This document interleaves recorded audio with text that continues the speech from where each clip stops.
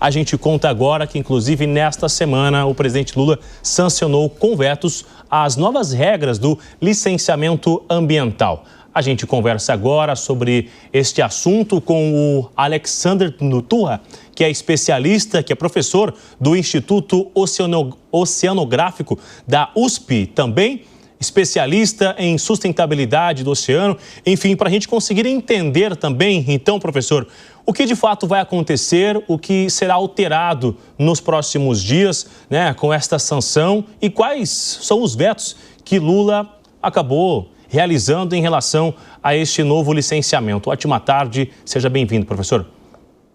Boa tarde, Bruno. Um prazer estar aqui com vocês, com a sua audiência, falando de um assunto tão importante, porque afeta a vida de muita gente, né?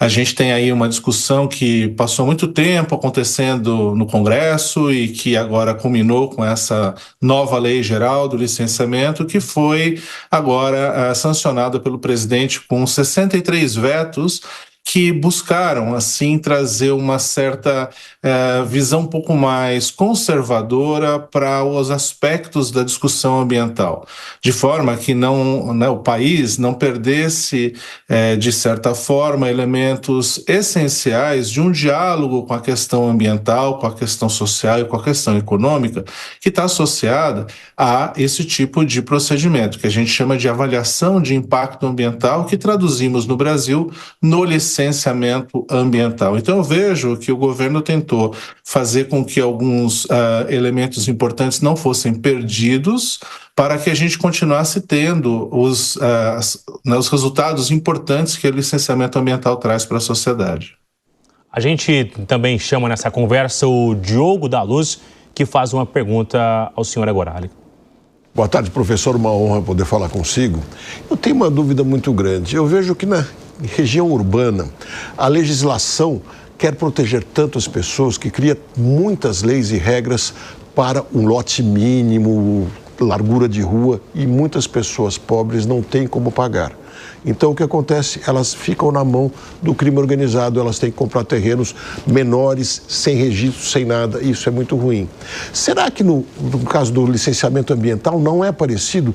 Criamos uma situação tão maravilhosa que, se for cumprida, todo o ambiente fica lindo, mas esquecemos que as pessoas existem e precisam viver e trabalhar, e quando olhamos para a Amazônia, tudo aquilo acaba ficando ilegal. Não será por excesso de regramento? Diogo, um prazer falar contigo, e essa pergunta ela é muito importante porque ela faz com que a gente tenha que considerar na resposta os diferentes referenciais, né? Na verdade, quando a gente fala de avaliação de impacto ambiental, quando eu dou aula na universidade sobre isso, quando eu faço as minhas pesquisas, a gente tem claramente um direcionamento em relação a princípios que foram estabelecidos globalmente e nacionalmente na Constituição, na Política Nacional do Meio Ambiente. Então, em última instância, o que se busca é resguardar os interesses da sociedade, das pessoas, né, da coletividade. Tem um grande mantra, né, uma grande expressão que eu uso quando eu leciono esse tema, que é a necessidade do licenciamento ambiental fazer com que a gente internalize as externalidades. Externalidades é quando um empreendimento, uma atividade econômica, ou mesmo uma política pública, né, ela vai acabar, por exemplo, causando algum tipo de prejuízo que vai ser disseminado pela sociedade. A avaliação de impacto ambiental e licenciamento ambiental, ele ajuda a gente a prever isso e a prevenir, fazendo com que quem vai fazer o empreendimento assimile esse custo, né, uma vez que ele vai ter o lucro privatizado, né, o lucro vai ser concentrado, mas os prejuízos não podem ser democratizados.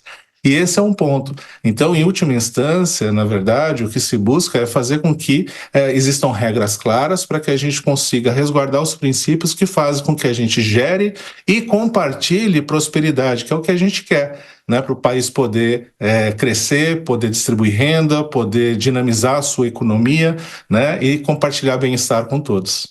Agora, teve a sanção, teve os vetos, e logo na sequência o governo enviou uma medida provisória também para o Congresso Nacional, que é a chamada licença ambiental especial, que acelera esse ritmo. O senhor consegue explicar um pouquinho o que é de fato esta medida provisória?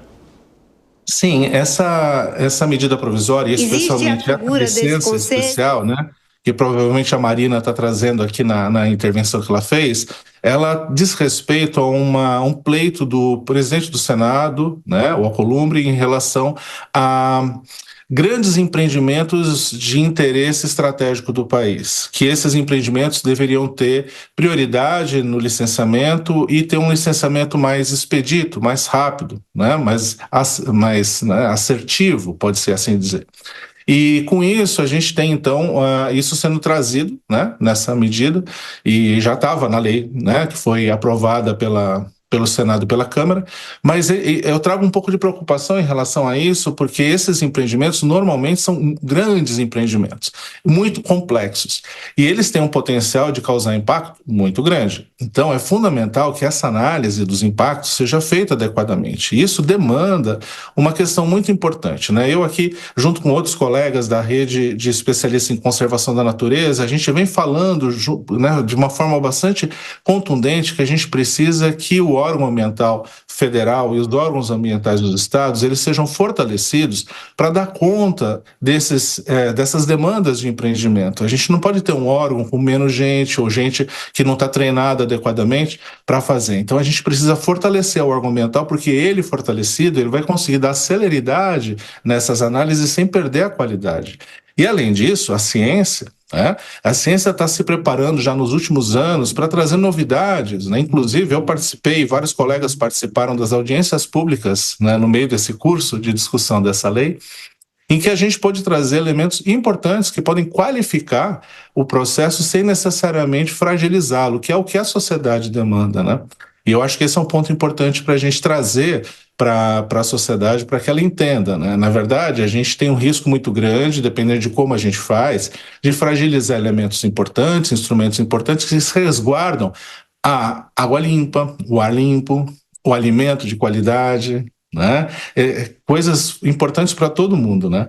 E que podem ser comprometidos caso a gente não faça com cautela, né, essas ações, né, esses desenvolvimentos que são importantes para o país, com certeza, né?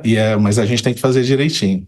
Inclusive, numa época importante que é o ano da COP30, realizado aqui, né? São várias discussões, mas que aparentemente tem uma reclamação de pessoas que são ideológicas em áreas sensíveis, e aí tem toda uma situação que repercute dentro do Congresso também. Não tenho dúvida que a gente vai voltar a conversar muito, viu? Porque o assunto vai render muito nos próximos dias e o senhor vai nos ajudar a entender. Muito obrigado pela entrevista e pelo auxílio também aqui à Jovem Pan, viu, professor?